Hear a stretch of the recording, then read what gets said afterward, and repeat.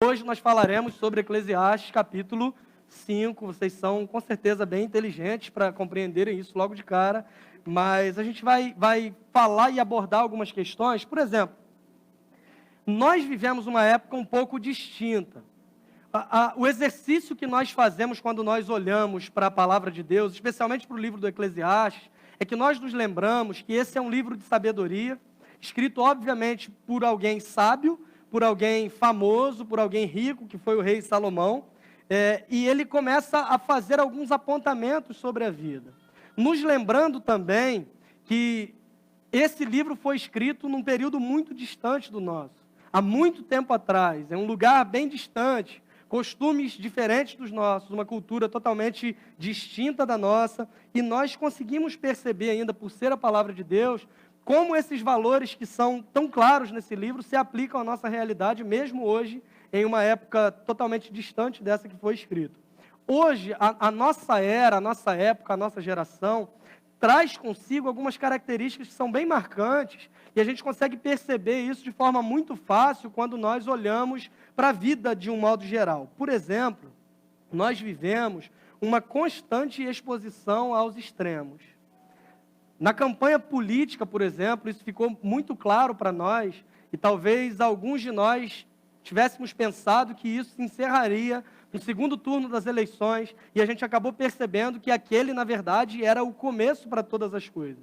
A gente tem essa tendência aos extremos, e a gente consegue perceber isso de maneira muito fácil, não só na política, mas também na religião. As pessoas tendem a abraçar as questões que são extremas, em questões éticas.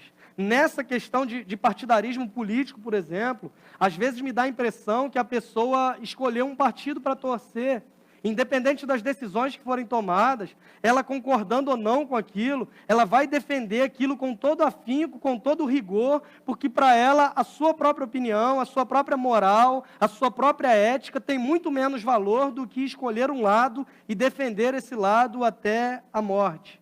Na verdade, quando nós olhamos para as redes sociais, a gente percebe que as opiniões, elas normalmente são inclinadas a esses extremos, deixando muito clara e evidente uma questão que é a falta de equilíbrio. Nós convivemos com pessoas desequilibradas.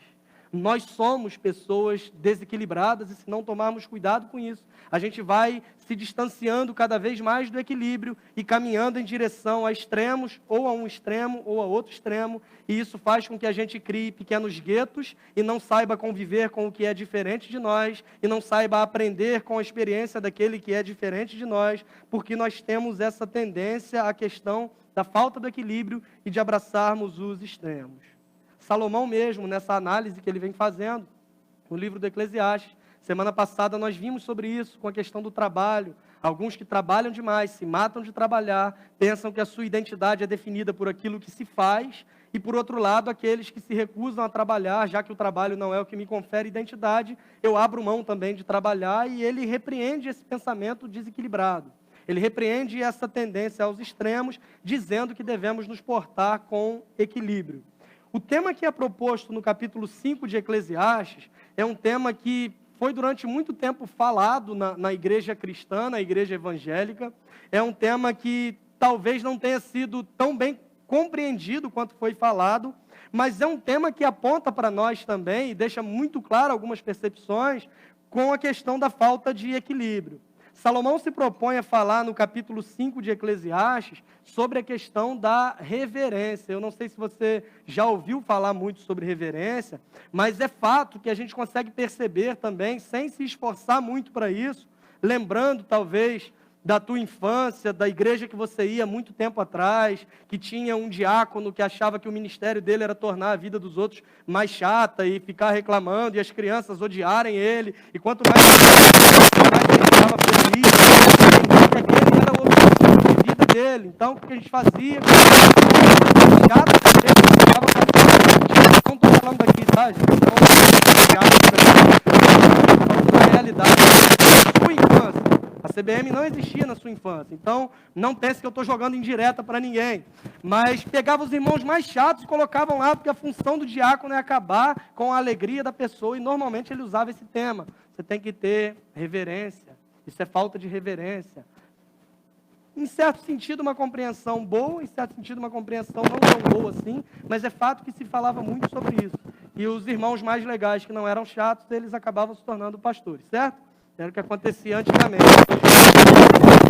Mas a gente consegue perceber, de forma muito clara, sobre essa questão da reverência, essa falta de equilíbrio também. De um lado, aqueles que criticam o outro que vem da igreja de boné e bermuda, por exemplo. Não sei se você já viu esse tipo de argumento, ou se você já usou esse tipo de argumento. Pessoas que dizem assim, olha, se você não se apresenta assim diante de uma autoridade, você não pode entrar em uma empresa vestido desse jeito, você não pode entrar em alguns lugares vestido dessa forma. Para que você vem assim na igreja? Primeiro, acham que reverência só tem a ver com roupa. Acabam se esquecendo que aquilo que nós chamamos de roupa adequada para determinado lugar é muito mais uma construção cultural que tem a ver com os nossos costumes do que com aquilo que a palavra de Deus aponta para nós. Esquecem também que Deus ele não se importa com a aparência, mas ele se importa com o coração. Aí, para esse tipo de pessoa que abraça esse radicalismo e tenta dizer que não se pode vir de bermuda para a igreja, se você argumenta dessa forma, dizendo Deus não se importa com a aparência, se importa com o coração, ela chuta o equilíbrio para longe e ela vai dizer assim, então eu vou de sunga para a igreja. As irmãs vão de biquíni, já que não tem essa importância de Deus com as coisas, com a aparência, ele se preocupa só com o coração, para que eu vou me importar também? Falta de equilíbrio, falta de bom senso. E por outro lado, também, no outro extremo da coisa, a gente encontra aqueles que dizem o seguinte, a igreja é a casa do meu pai, como diria Henri Cristo. É um lugar que eu me reúno com os meus irmãos, mas é a casa do meu pai. Então, por ser a casa do meu pai, eu posso ir do jeito que eu quero, porque quanto mais eu vou do jeito que eu quero, eu estou expressando intimidade que eu tenho com o meu pai.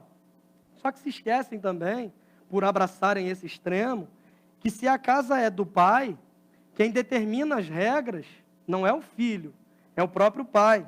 Se esquecem também que Paulo, escrevendo para os Coríntios, na primeira carta, no capítulo 14, ele está dando instruções sobre o culto público, como as pessoas deveriam utilizar os seus dons, como as coisas deveriam acontecer na igreja, como as pessoas deveriam se portar. Ele conclui esse bloco dizendo, vocês se lembrem, que todas as coisas devem ser feitas com decência e ordem.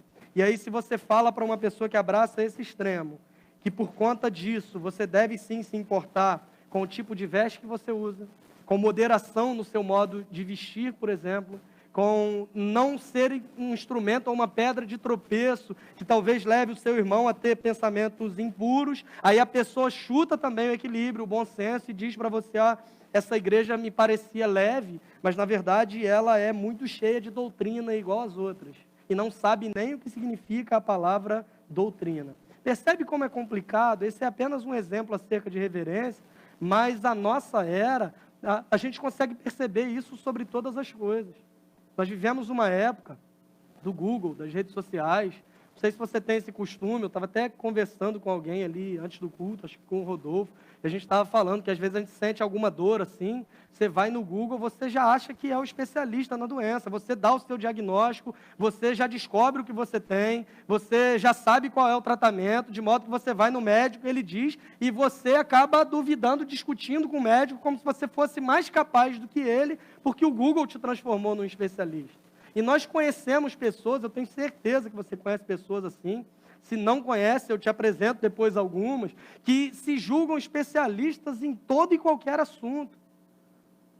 É uma característica marcante da nossa época, superficialidade. As pessoas não se preocupam mais em se dedicarem a uma coisa, a duas coisas, e serem boas naquilo de fato, relevantes naquilo, mas elas acham que podem dominar o mundo, conhecer sobre todos os mistérios, sobre toda a ciência, sobre todas as coisas. E Salomão nos ensina e nos fala um pouco sobre isso. Abra comigo a sua Bíblia, Eclesiastes capítulo 5, a partir do verso 1, ele falando sobre reverência, sobre a importância disso. O texto vai ser projetado na versão que eu leio, que é a NVI. Mas eu queria que você abrisse a sua Bíblia, mantivesse a sua Bíblia aberta, porque a gente vai caminhando por esses versículos à medida que a gente for falando sobre isso. Eclesiastes 5, versos 1 a 7.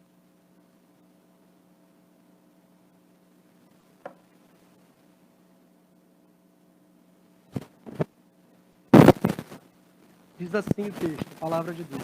Quando você for ao santuário de Deus, seja quem se aproxima para ouvir, outros oferecem sacrifício sem saber que estão agindo mal.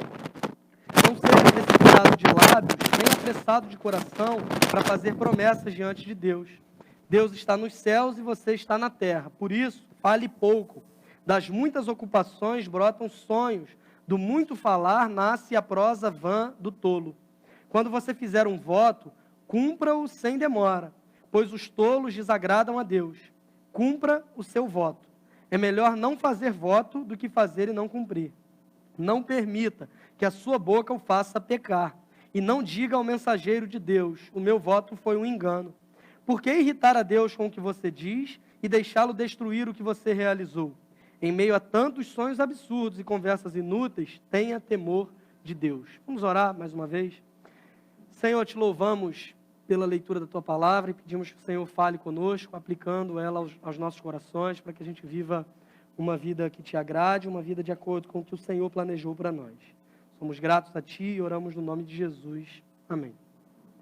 Se você tem acompanhado essa série de Eclesiastes, ou se você conhece, já leu o livro de Eclesiastes, a gente consegue perceber de forma muito clara que há uma mudança de chave no início desse capítulo 5. Do primeiro capítulo até o capítulo 4, Salomão está fazendo reflexões sobre a vida. Ele está quase que filosofando. Ele está observando as coisas que acontecem ao seu redor e está falando sobre o trabalho, eu penso isso, sobre o equilíbrio, eu penso isso, sobre o dinheiro, eu penso isso, sobre a família, eu penso isso. E a cada final de bloco, ele usa mais ou menos a mesma expressão quando ele diz, não há nada novo debaixo do céu. Eu percebi que tudo é vaidade, eu percebi que nada faz sentido, ou seja, ele está tirando conclusões a partir das coisas que ele observa. Até o capítulo 4, o livro do Eclesiastes é norteado por esse tom meio que reflexivo. E agora, a partir do começo do capítulo 5, a gente começa a perceber que Salomão ele dá um caráter de instrução para aquilo que ele está escrevendo. Ele não está mais fazendo uma análise a partir das suas observações, mas ele está proferindo alguns mandamentos, alguns imperativos para os seus leitores.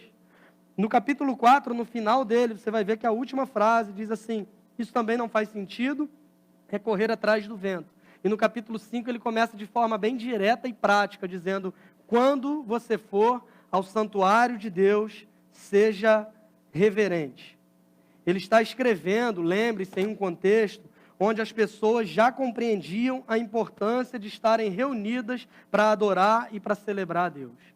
Lembre-se que essa é uma vantagem que ele tinha em relação a nós.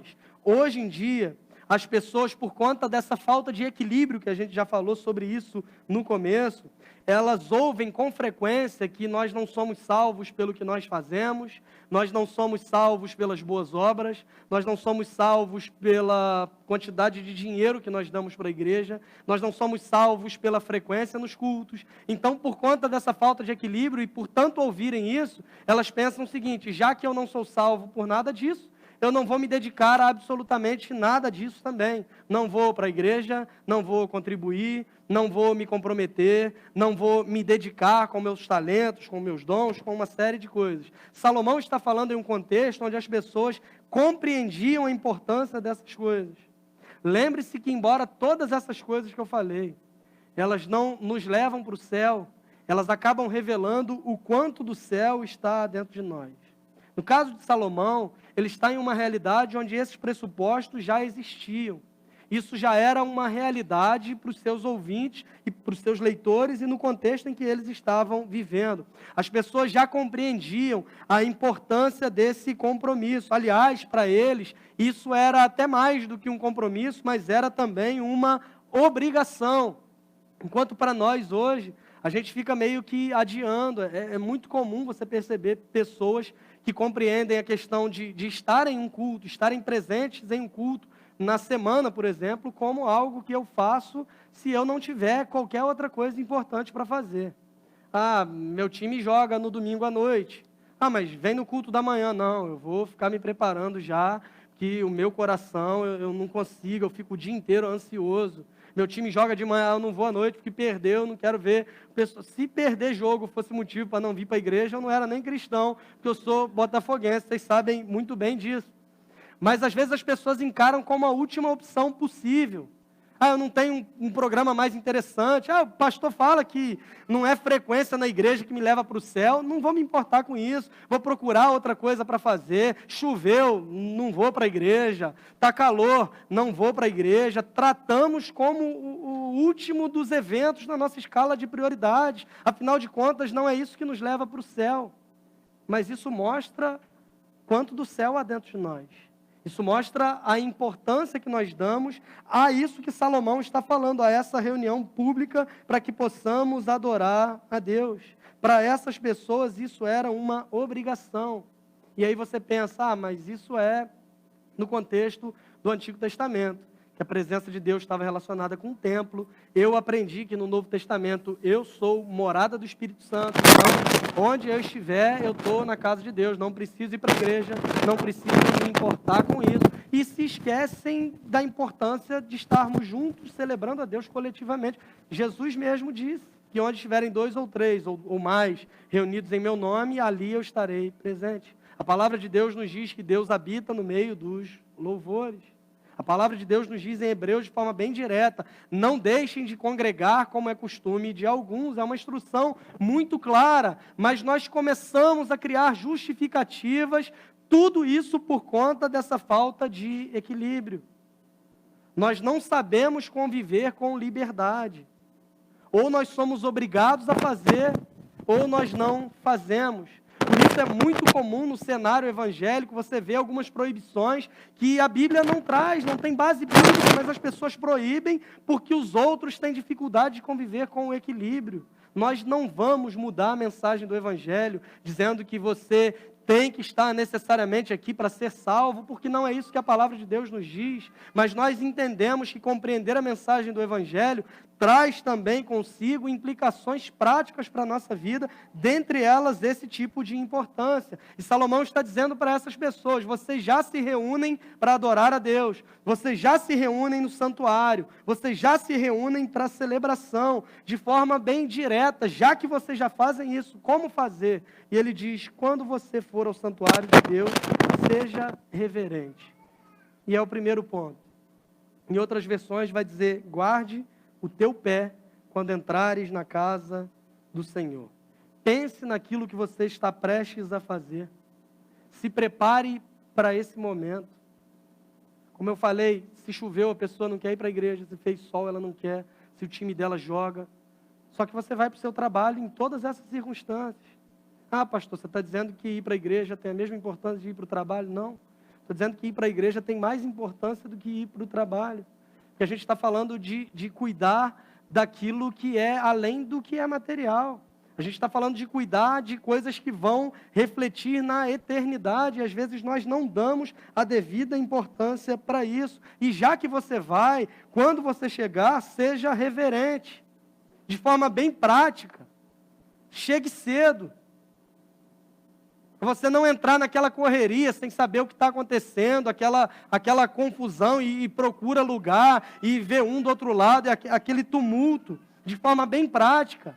Beba água e vá no banheiro antes do culto começar. O nosso culto dura 1h30. Não é possível que você não consiga, a menos que você tenha alguma dificuldade, também não tem problema. Mas seja reverente. Evite ficar levantando o tempo todo. Evite ficar conversando o tempo inteiro. Na medida do possível, mantenha também os seus filhos perto de você. Tudo isso nós estamos falando sobre reverência. E Salomão, ele atrela essa reverência a um ponto bem interessante, porque ele diz, seja reverente, e ele passa a concluir essa ideia dizendo o seguinte, quem se aproxima para ouvir é melhor do que os tolos que oferecem sacrifício sem saber que estão agindo mal. Salomão relaciona a reverência com a disposição para ouvir. E ele diz que essa disposição para ouvir contrasta com o sacrifício de tolos. Irmãos, que dificuldade que nós temos para ouvir. Nós queremos falar o tempo todo. Nós queremos expor as nossas opiniões. Nós queremos mostrar os nossos direitos.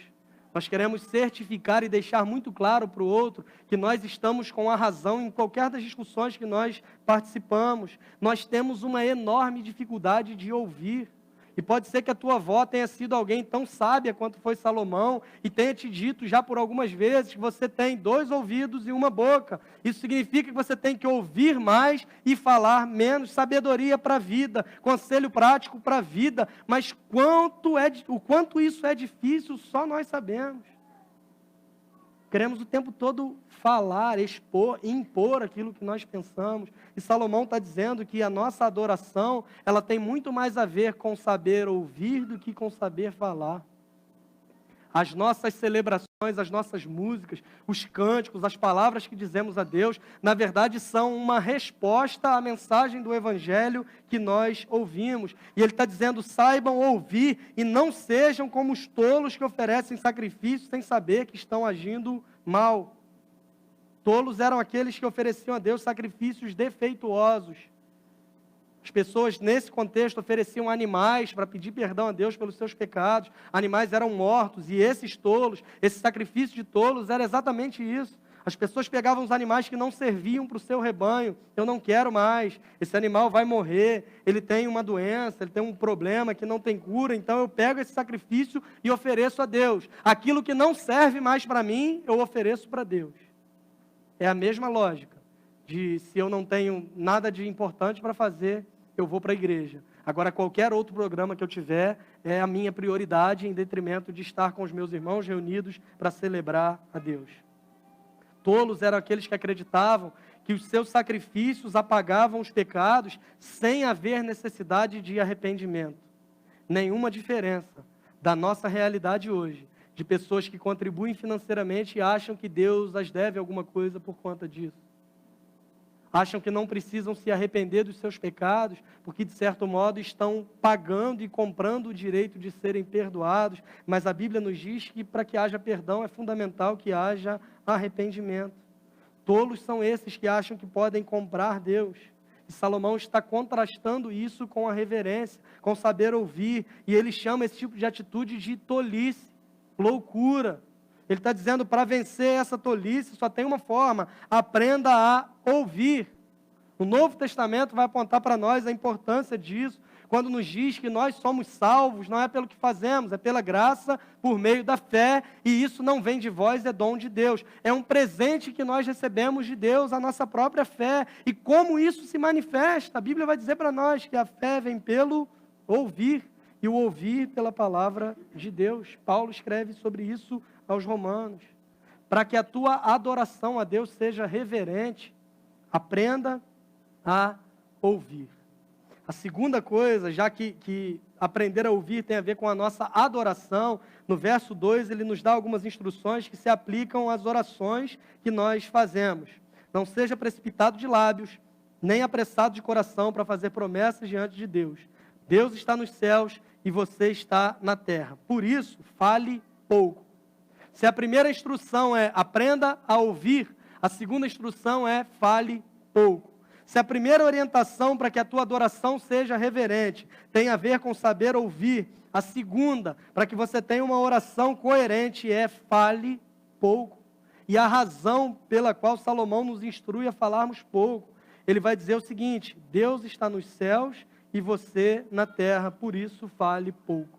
Por que nós devemos falar pouco? Porque Deus está nos céus e você está na terra. Ele faz questão de enfatizar que há uma distância entre quem nós somos e entre quem Deus é. Há uma distância enorme entre nós e o nosso Deus, que é todo poderoso, que governa sobre tudo e que é soberano. E ao contrário do que os pastores coach tentam dizer para você atualmente, você não é igual a Deus. Você não tem a mesma distância de Deus. Deus não é substancialmente igual a você. E isso nos protege, isso nos alegra na verdade, porque nós temos uma visão limitada da vida. Nós temos uma visão linear, presa ao espaço e presa ao tempo, mas nós estamos falando de um Deus que governa sobre tudo, que governa sobre todos, que criou e que sustenta todas as coisas pelo poder da sua palavra, que é soberano, que é muito maior do que nós, que diz que os seus caminhos não são os nossos caminhos e os seus pensamentos não são também os nossos pensamentos. Salomão está dizendo: fale pouco, porque Deus está nos céus e você está na terra. Fale pouco, porque você tem uma compreensão limitada da vida, porque você se abate com as circunstâncias, porque você freia diante das dificuldades, mas há um Deus que está no céu, reinando sobre todas as coisas, e Ele conhece a tua necessidade antes que você a exponha. Salmo 139, o salmista vai dizer: para onde eu fugirei do Senhor? Para onde me ausentarei da tua presença? Se eu subir ao céu, Deus está lá. Se eu for ao fundo do abismo, Deus também está. Se eu pegar as asas da alvorada, lá também Deus está. Por onde eu for, por onde eu caminhar, a mão do Senhor é quem vai guiar a minha vida e a minha existência. Ele vai dizer: Senhor, tu me sondas, me conheces, vê se há em mim algum caminho mau, guia-me pelo caminho eterno. E em uma expressão de admiração e louvor e adoração a Deus, ele vai dizer: ainda a palavra não me chegou sequer à boca, e tu já a conheces por inteiro. Jesus reforça isso em Mateus capítulo 6, verso 7, sobre oração também, quando ele diz o seguinte: quando vocês orarem, não fiquem repetindo a mesma coisa como os pagãos, que acreditam que eles serão ouvidos pelo muito falar. Não sejam iguais a eles, pois o Pai de vocês sabe o que vocês precisam antes mesmo de pedirem. E ele conclui esse trecho com um texto que talvez seja mais conhecido para nós, que ele diz assim: não orem desse jeito, mas quando orarem, orem da seguinte maneira: Pai nosso que estás no céu, santificado seja o teu nome, venha a nós o teu reino, e a oração que nós conhecemos como oração do Pai Nosso. Percebem que Jesus enfatiza a mesma coisa que Salomão, porque no início da oração ele diz: Pai nosso que está no céu. Há uma distância entre a compreensão de Deus e a nossa própria compreensão, e graças a Deus por isso. Não somos iguais a Ele no sentido de substância e essência, e isso nos protege, porque a gente sabe que às vezes a gente nem consegue pedir como nos convém, é o que a palavra de Deus diz para nós. Mas há o Espírito Santo que intercede por nós, e Deus conhece as nossas necessidades antes que a gente as exponha, e Ele suprirá cada uma delas segundo a sua riqueza e glória. A mesma razão, há uma distância entre Deus e nós. Isso faz com que a gente não precise achar que Deus vai nos ouvir por muito falarmos. Portanto, para adorar a Deus, aprenda a ouvir. Para orar e falar com Deus, fale pouco. Deus está no céu.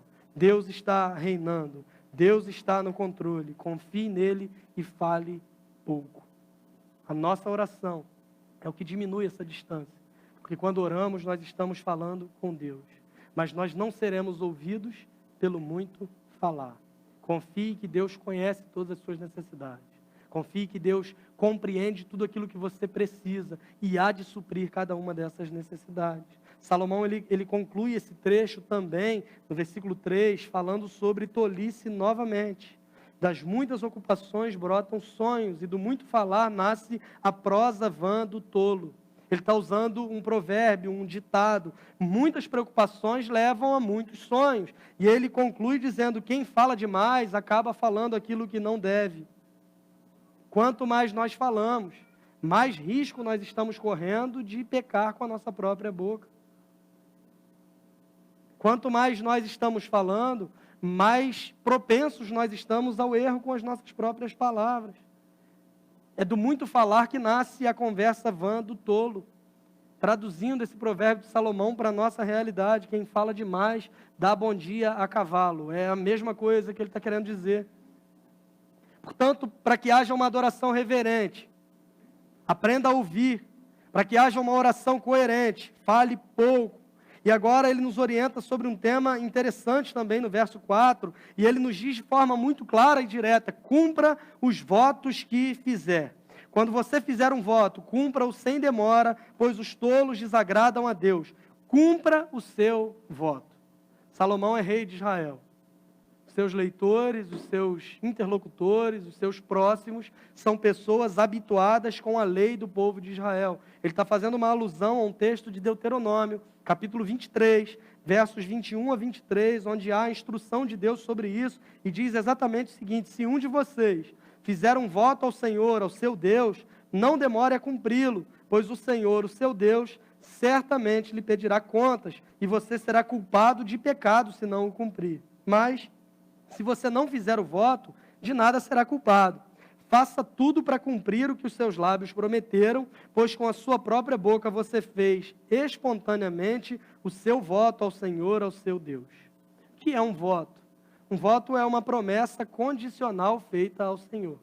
Se o Senhor fizer isso por mim, eu vou fazer dessa forma. O que um voto não é? Um voto não é uma forma de você obrigar Deus a fazer o que você quer. Senhor, se o Senhor fizer, como se Deus precisasse de alguma coisa da sua parte, né? Se o Senhor fizer isso por mim, eu vou fazer aqui, afinal de contas, o Senhor está precisando, eu estou vendo aí que o Senhor está necessitado, então conta comigo, Senhor, é só fazer isso aqui por mim, que eu te retribuo aqui, afinal de contas, uma mão lava a outra, conforme diz Provérbios, né? Não diz isso não, tá, gente? Estou só supondo. Um voto não é uma forma de comprar Deus, dizendo: Senhor, faz aqui que eu contribuo, eu estou vendo que a igreja está precisando, então faz isso na minha vida, senão a igreja vai continuar precisando e é o problema do Senhor aí. O voto é uma promessa feita de forma condicional. A Bíblia nos dá alguns exemplos disso, talvez o principal deles seja uma mulher chamada Ana. Ela era casada com um homem chamado Elcana. Toda vez que eu leio, eu acho que é marca de cachaça, não sei porquê, é um nome que me lembra isso. Elcana tinha duas mulheres, Ana e Penina. Ana não poderia ter filhos, Penina tinha alguns filhos. E todas as vezes, na mesma ocasião, quando iam ao santuário do Senhor, quando iam à casa de Deus para oferecer sacrifícios, a Bíblia diz que Penina irritava essa mulher incessantemente. Devia ficar mostrando os filhos, teste de gravidez, ultrassom, aquele monte de coisas para esfregar na cara da sociedade. Esse negócio de indireta sempre existiu. Não tinha rede social, mas sempre existiu esse tipo de provocação. E aquela mulher ficava: eu tenho filho, você não tem. E talvez no outro ano ela já tivesse outro filho e Ana ainda não tinha. Aquela mulher se desespera. Ela fica amargurada. E o texto vai dizer, primeiro livro de Samuel, capítulo 1, que ela derrama a sua alma perante o Senhor e faz um voto a Deus dizendo: Senhor, se o Senhor ouvir a oração da tua serva e me der um filho que seja homem, ou seja, se o Senhor fizer uma condição, se o Senhor fizer isso, eu vou dar esse filho ao Senhor para que ele te sirva por todos os dias da sua vida. E o texto segue, diz que Elcana e Ana tiveram relações, ela já não estava mais triste, o seu semblante já havia mudado, e o texto vai seguir dizendo que Samuel nasceu, filho dessa mulher, e havendo desmamado, Ana cumpriu o voto que ela tinha feito ao Senhor, levando ele até o templo para que ele ficasse lá e passasse a vida servindo ao Senhor. Samuel foi de fato um profeta, Samuel foi de fato um sacerdote, Samuel foi de fato um juiz também, alguém que gastou a sua vida, que passou toda a sua existência servindo a Deus, de modo a cumprir o voto que a sua mãe havia feito. Só que muitos são tentados, a uma vez que receberam o favor que pediram, não cumprirem o voto que fizeram. Por isso o texto é bem claro e direto para nós, dizendo: quando você fizer um voto, cumpra-o sem demora, porque os tolos desagradam a Deus. Cumpra o seu voto. De novo, a importância de falar pouco. De novo, a importância de não se precipitar. E Salomão, ele abre uma possibilidade muito interessante quando ele diz: é melhor não fazer um voto a Deus do que fazer e não cumprir. Você não é obrigado a fazer votos diante de Deus. Você não é obrigado a fazer esse tipo de promessa diante de Deus. Deus não vai te abençoar porque você prometeu fazer alguma coisa em contrapartida. Isso é algo espontâneo, isso é algo que brota de dentro do seu coração, da sua própria vontade. Por isso que ele está dizendo: você não é obrigado a fazer um voto, mas se você fez, cumpra os seus votos, porque Deus trata isso com muita seriedade. É melhor que você não faça do que você fazer e não cumprir. E aí pode ser que você, principalmente você, que foi criado em um contexto religioso, principalmente numa igreja evangélica, e tenha crescido com aquela ideia de que Deus no Antigo Testamento era o Deus da lei, como se lei e graça fossem inimigas uma da outra, né? Como se não pudessem caminhar juntas. Ou você cresceu achando que Deus no Antigo Testamento era um Deus terrível, um Deus mau, um Deus que castigava, um Deus que matava, um Deus que exercia disciplina, um Deus que demonstrava o seu poder de forma bem direta. E agora, no Novo Testamento, você tem a impressão que Deus está mais light, está mais bonzinho, já pensou, essa humanidade não tem jeito mesmo, agora eu vou ficar tranquilo, não vou me estressar mais, como se Deus fosse pai no Antigo Testamento e se tornasse avô no Novo Testamento, né? Permissivo, pode fazer o que você quiser. Então essa ideia de não cumprir voto, isso só era sério no Antigo Testamento e no Novo Testamento não. Deixa eu te contar duas histórias. Primeiro, deixa eu fazer uma afirmação, não sei se você lembra, mas Deus ele não muda. A palavra de Deus diz em Tiago que toda boa dádiva e todo dom perfeito vem do Pai das luzes, que é o próprio Deus, em quem não há mudança e nem sombra de variação. A palavra de Deus diz para nós que Jesus Cristo é o mesmo ontem, hoje e será eternamente. Se você olha para o Antigo Testamento, você percebe um personagem muito interessante ali, que é Davi. O homem que o Novo Testamento vai falar sobre ele e dizer que ele era um homem segundo o coração de Deus. Se você olha a vida de Davi, você não consegue compreender como aquele homem era um homem segundo o coração de Deus, tamanha a quantidade de erros, de pecados, de atrocidades que ele cometia. Davi, na verdade, era alguém que pecava, mas também era propenso ao arrependimento. O que a gente conclui com isso? Que a graça de Deus conduz toda a existência desse homem. Que a graça de Deus é o que faz com que Davi seja reconhecido como homem segundo o coração de Deus, porque Deus age com graça mesmo no Antigo Testamento. E no Novo Testamento tem uma história muito interessante de um casal chamado Ananias e ela se chamava Safira. E eles se apresentaram diante de Deus. Na verdade, as pessoas tinham costume naquela época de venderem todas as suas propriedades, trazerem para os pés dos apóstolos para que eles pudessem dividir e para que ninguém tivesse falta e necessidade de absolutamente nada. Sim, isso não é invenção de Marx, não é marxismo, não é comunismo. Era uma prática comum da igreja primitiva, as pessoas dividirem os seus bens. Também não dá para dizer que essa é uma instrução para a nossa realidade hoje, porque também não é. Mas o que eu estou querendo dizer é que nesse contexto, as pessoas vendiam o que tinham e entregavam aos pés dos apóstolos. Aí esse casal tinha um terreno, colocou no ALX, não vendeu, orou a Deus e fez um voto ao Senhor, dizendo: Senhor, se a gente vender o terreno, a gente vai doar todo o dinheiro para a igreja, para os apóstolos, trazer isso aos pés dos apóstolos. E aí, irmãos, os irmãos sabem muito bem, né? Quando o dinheiro bate na conta, às vezes dá aquela mudança de pensamento no voto. E eles que tinham votado ao Senhor que entregariam tudo, eles resolveram reter uma parte, combinaram entre eles, retiveram uma parte e foram se apresentar para os apóstolos. Quando de repente Pedro se levanta lá no meio dos apóstolos, e diz para eles: que vocês deixaram que o diabo enganasse vocês, tentando mentir ao Espírito Santo de Deus. E o Deus do Novo Testamento, o Deus da graça, o Deus que você acha que é avô, às vezes não é pai mais, ele fere aquele homem de modo que ele cai fulminado na mesma hora. 3 horas se passam, aquela mulher se apresenta, Pedro faz o mesmo questionamento com ela, e aquela mulher também é fulminada no exato instante, porque mentiram ao Espírito Santo de Deus, porque fizeram um voto a Deus e não cumpriram. Portanto, não tente entender Deus do Antigo Testamento, Deus do Novo Testamento. Você não é obrigado a fazer negócios com Deus.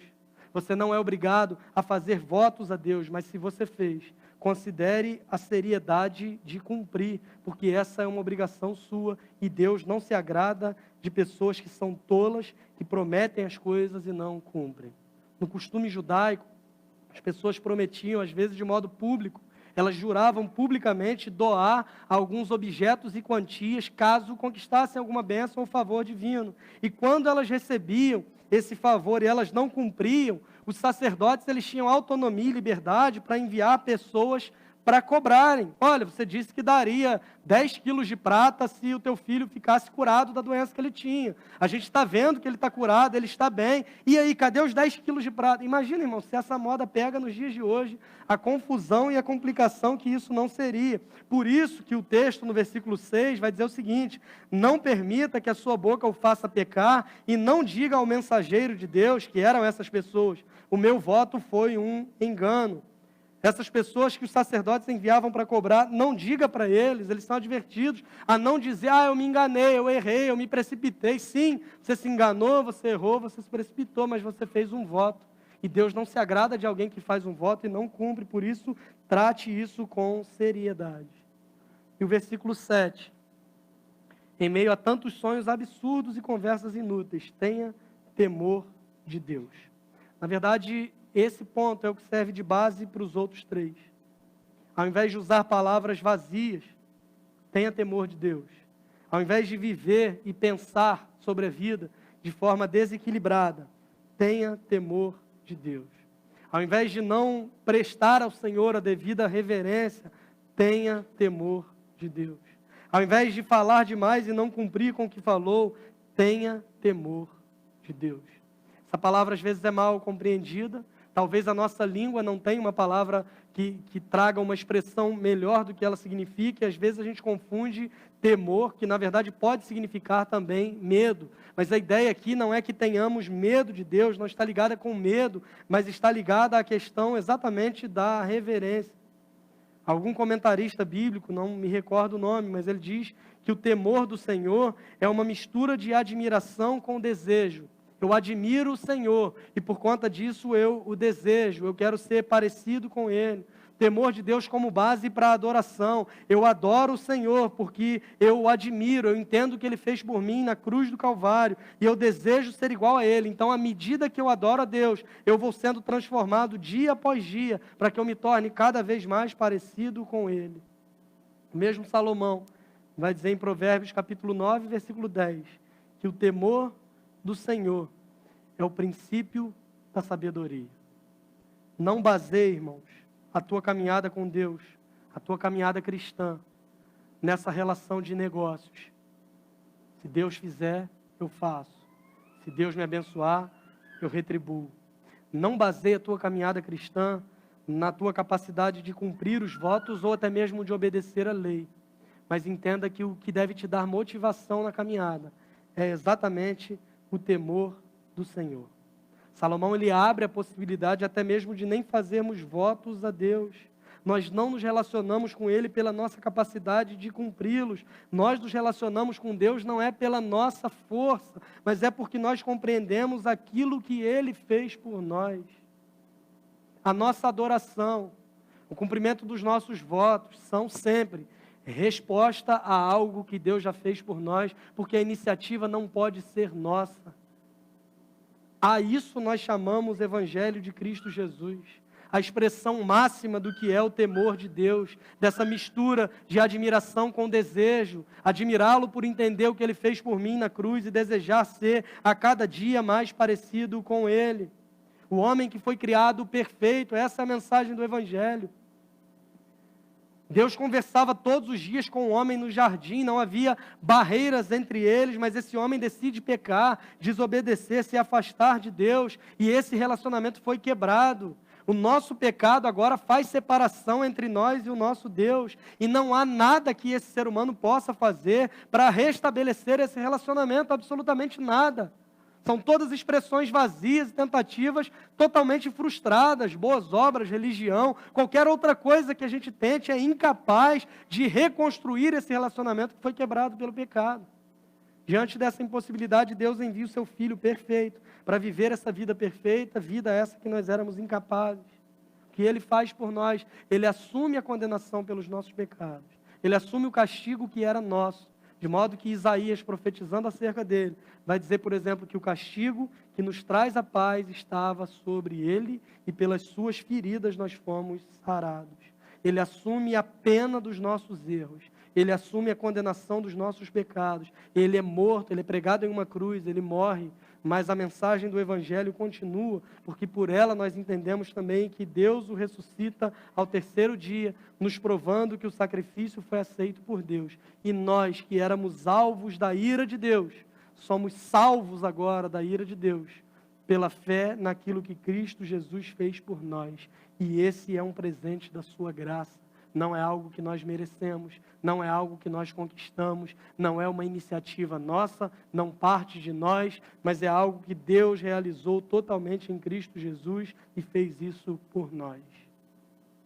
E pode ser que você pense, então, se eu não sou aceito por Deus pela minha obediência, se a salvação é um presente da graça e é por meio da fé, eu não preciso me esforçar para viver uma vida coerente. E aí a gente consegue perceber se esse é o tipo de pensamento que norteia a tua vida. que você tem um problema também de falta de equilíbrio. Porque o Evangelho ressignifica todas as coisas, ele nos mostra a ordem exata de cada uma dessas coisas. Eu não procuro ter uma vida coerente, eu não procuro fazer boas obras, eu não procuro obedecer para ser aceito por Deus, mas eu procuro fazer todas essas coisas porque eu já sou aceito por Deus pela fé naquilo que Cristo Jesus fez. A gente confunde às vezes e acha que o desejo de obedecer é o oposto da graça, e não é. O oposto da graça é o mérito. Obediência é uma consequência de entendermos a graça de Deus. O oposto da graça é achar que Deus me deve alguma coisa pelo que eu faço. Mas graça de Deus não é inimiga de obediência. Graça de Deus não é inimiga de sacrifício, muito pelo contrário. A graça implica também na questão do sacrifício. Jesus mesmo diz: quem quiser me seguir, vir após mim, deve negar-se a si mesmo, tomar a sua cruz e me seguir. A grande questão é que o Evangelho nos faz compreender a importância de cada uma dessas coisas. Eu não faço essas coisas por medo. Eu não obedeço a Deus para merecer algo. Eu não me dedico às boas obras para exigir algo de Deus. Eu faço isso porque é o temor de Deus que norteia a minha vida e a minha prática e a minha existência. Vocês são salvos pela graça, por meio da fé. Não é por obras para que ninguém se glorie. O texto vai dizer que isso não vem de vós, é dom de Deus. E mais à frente, Paulo conclui dizendo: vocês são salvos pela graça, sim, por meio da fé, sim, mas para fazerem boas obras, as quais Deus já preparou de antemão para que vocês vivessem nelas. A mensagem do Evangelho me mostra a importância de ter uma vida coerente com essa fé que eu digo abraçar. Mas eu entendo que eu não sou salvo pelas boas obras que faço. Eu sou salvo pela graça, por meio da fé, mas é importante e fundamental que essa fé frutifique. Tiago vai dizer que a fé sem obras, por exemplo, ela é morta. E por causa dessa falta de equilíbrio, ou nós achamos que conseguimos comprar e merecer o favor e a salvação de Deus pelo que nós fazemos, ou, do outro lado, nós achamos que uma vez que Cristo já conquistou isso, e isso foi um presente da sua graça, nós não precisamos nos esforçar para viver uma vida de santidade. Ambas as visões totalmente erradas. O que o Evangelho diz para nós é que esse é um presente da graça de Deus, e que a salvação é pela graça de Deus, mas ela não foi de graça. Ela custou o sangue do Filho de Deus, que foi derramado para nos purificar do nosso pecado, da nossa injustiça, para nos transformar dia após dia, para que sejamos mais parecidos com Cristo e para que a nossa maneira de viver possa glorificar aquele que é o autor e o consumador da nossa fé. A gente vive nesse mundo pautado pela falta de equilíbrio, que leva a tolices e loucuras, e a pergunta que surge é: como manter o nosso coração sábio diante disso tudo? Como viver uma vida equilibrada? Como viver uma vida reverente a Deus? Primeiro, adorando de forma reverente, que é sabendo ouvir e falando menos, não sendo precipitado nos nossos votos, e acima de todas essas coisas, tendo todas essas coisas como base, o entendimento que nós temos do temor de Deus. Que Ele mesmo inspire isso em nós, que enxerguemos a expressão máxima disso quando nós olhamos para o Evangelho. Essa admiração misturada com desejo, de que ao mesmo tempo que nós nos maravilhamos pelo que Ele fez, nós desejamos ser também iguais a Ele. De forma muito prática, 1 de João 3,16 nos aponta isso. Nisso conhecemos o que é o amor. Jesus Cristo deu a sua vida por nós e devemos dar a nossa vida por nossos irmãos. Se o temor do Senhor me leva a desejar fazer o que Cristo fez e ser igual a Cristo, ser parecido com Cristo, entendendo que é algo que eu não vou alcançar plenamente nunca, mas é um modelo que eu tenho para caminhar em direção a Ele. Da mesma forma que Ele se entregou por mim, se eu compreendo o Evangelho da graça de Deus, todas as coisas que eu tenho estão à disposição do outro para que Cristo seja glorificado por meio da minha vida. Que seja assim para a glória dEle mesmo, que Ele nos abençoe, em nome de Jesus.